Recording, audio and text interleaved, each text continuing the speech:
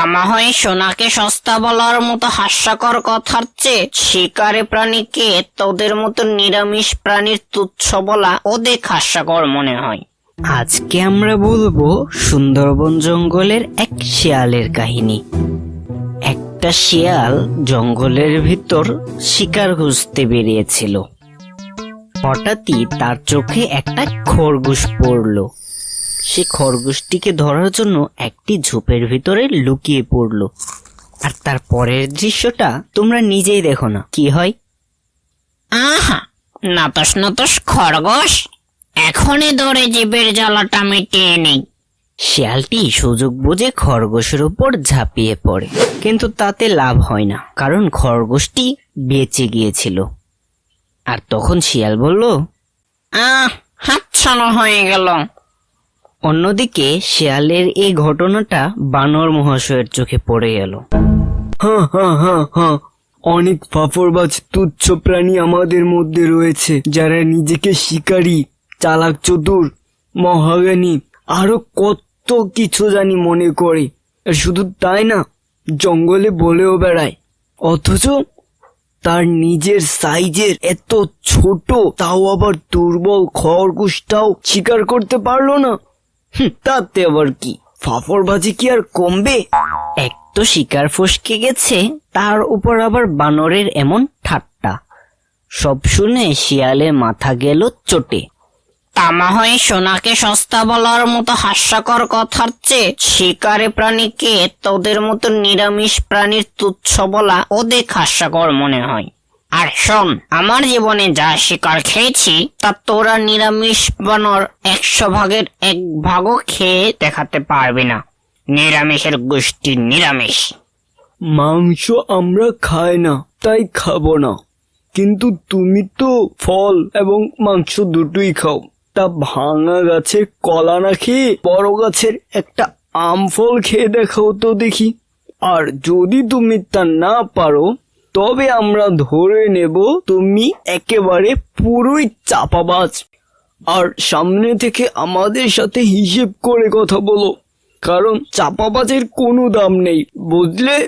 হিসেব করে কথা বলবো, তাও আবার তোর সাথে?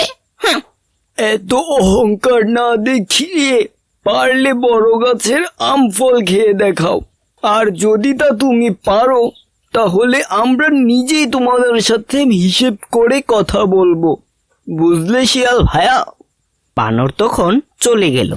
আর শিয়ালের মাথা তো একেবারেই গরম। শিয়াল গাছে ওঠার চেষ্টা করে, কিন্তু হয় শিয়াল কি আর গাছে উঠতে পারে? তারপর সে মনে মনে কিছু ভাবলো। সে গাছে ওঠা শিখার জন্য চিতাবাঘের কাছে গেল। চিতা মহাশয়, আমাকে একটু গাছে ওঠানো শিখিয়ে দিবেন? চালাক হয়ে বোকাদের মতো কথা বলিস না। শিয়াল গাছে উঠতে পারে না। যা, তুই অন্য কাজ কর। চিতার কথা শুনে শিয়াল হতাশ হয়ে হাঁটতে থাকে এবং সে গাছের ফল পাবার ফন্দি আঁটতে থাকে, কিন্তু কোনো ফন্দি যেন কাজ করছে না। কয়েকদিন পর শিয়াল যাওয়ার সময় গাছ থেকে কেউ কিছু বলে উঠল। এমন মুখ করে কোথায় চললে বন্ধু?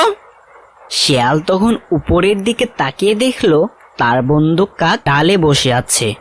ধূর্ত শিয়াল তার জবাবে বলল, সে এক কাহিনী বন্ধু, শোনো তাহলে। শিয়াল কাককে সব খুলে বলল। তারপর কাক বলল, মাত্র এতটুকু? চাষার বাড়ি থেকে চুরি করতে গেলে আরো কত বেশি ফন্দি আঁটতে হয়।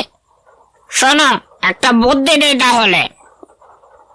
বুদ্ধি পেয়ে শিয়াল তার বন্ধু কাককে কৃতজ্ঞতা জানালো আর জানিয়ে সে বানরের এলাকার দিকে ছুট দেয়।